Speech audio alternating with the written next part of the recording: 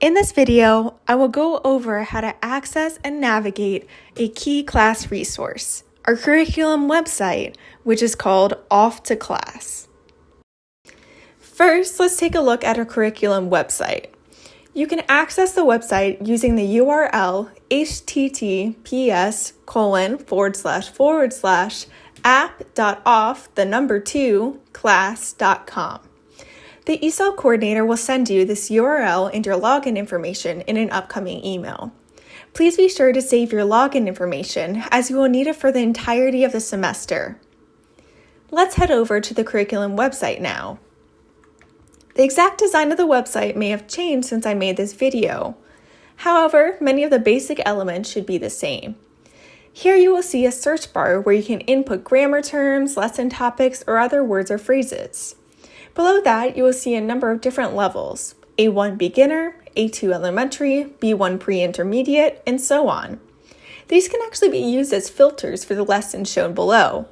Right now, all is selected, which is why when I scroll down, you can see all of the lesson types. However, if I unselect all, you'll see that I can no longer see the lesson types. But if I only want to see the beginner A1 lessons, I can click on that, and then I'll only be able to see the lessons that are at the A1 level.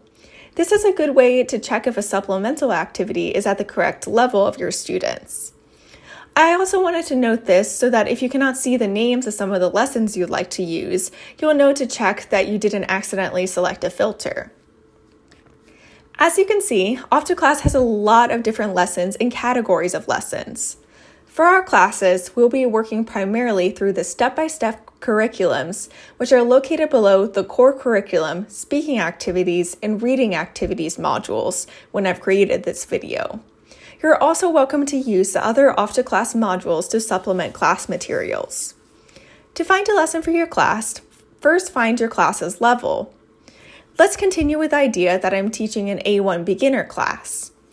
Please note that since Off2Class has more lessons per level than we can go over during our semester, you may have been given specific instructions by the ESOL coordinator to start partially through the step-by-step curriculum if your students already know some of the material covered in the first parts of that curriculum. Please look at the particular instructions given to you about your student's level in an upcoming email from the ESOL coordinator. For the sake of this demonstration, we'll say that I was told by the ESOL coordinator that I'm teaching a beginner A1 class and that I should begin with A1 Unit 7 Lesson 1 Let's Go Shopping, since my students already know some of the material in the A1 curriculum. To select my lesson, I'll look at the drop-down and scroll down to the corresponding lesson. You'll see that there are 3 lessons for each unit in the A1 level. In general, the first lesson in this level introduces a new topic. The second lesson reinforces grammar learned in the first lesson and introduces new vocabulary. And the third lesson shows how that grammar and vocabulary is used in daily life. The higher levels, like elementary, pre-intermediate, and intermediate levels, have 4 lessons per unit. The fourth lessons in these levels typically involve leading the students in a writing activity. I'm starting my class with A1 Unit 7 Lesson 1 Let's Go Shopping, so I will go and select that now. You will now see the lesson appear in the drop-down box. Below the drop-down box, you will see 3 symbols: a play button, which will allow you to launch the lesson, a magnifying glass with a plus sign, which will allow you to see the objectives and can-do statement of the lesson, and the preview homework button. I'll talk about the homework option first, and then I'll go over how to launch a lesson. Each lesson has a homework assignment associated with it. I'll look at the homework associated with my lesson for the day. We do not require our students to complete homework.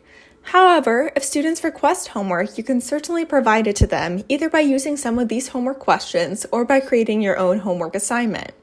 If you'd like to provide homework to your students digitally after class, please let the ESOL coordinator know and email them the homework assignment so that they can email it to your students. To protect the personal information of our students, we ask that you do not ask for the email addresses of your students, and instead you have the ESOL coordinator facilitate this. Please note that we're not using the full functionality of Off2Class at this time, so we're not able to actually assign the homework to a student through Off2Class itself. This homework is really helpful when trying to review information. If you have some extra time at the end of class, this is a great way to check comprehension. It can also work well to use a question or two from the homework as a warm-up activity at the beginning of your next lesson to review prior information. You can go over this as a class by sharing your screen if you're teaching online, or by putting the homework up on the projector if you're teaching in person.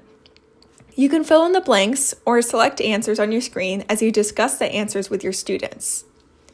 I will close the homework now by scrolling to the bottom of the page and clicking on the Close button.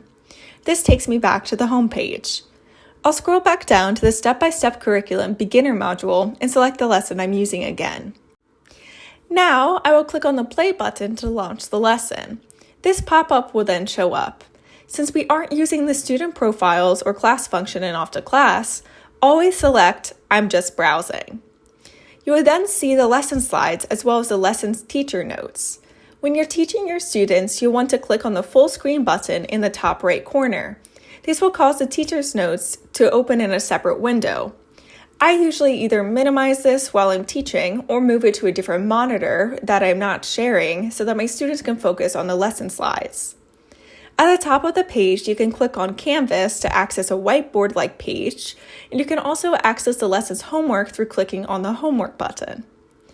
The A at the top creates a text box that you can use to type on the slides. The pencil lets you draw on the slides, and the magnifying glass lets you zoom in on parts of the slides. The arrows at the bottom let you navigate through the slides. The double arrows here let you skip to either the end or the beginning of the lesson. Once you finish teaching or viewing the lesson, you'll want to scroll down and click on the purple Close Classroom button. Unfortunately, Off2Class does not allow teachers to have two lessons open at the same time.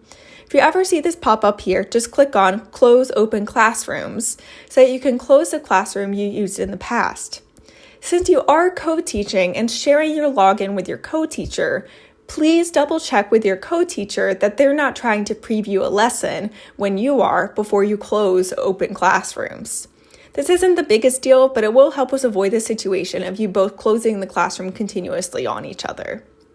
Thank you so much for watching this introduction to Off2Class. If you have any questions, please reference the Off2Class teacher guide, which will be sent to you in an upcoming email by the ESOL coordinator. Or if it's not included in the guide, please ask an ESOL coordinator. Next, let's go over student tracking notes.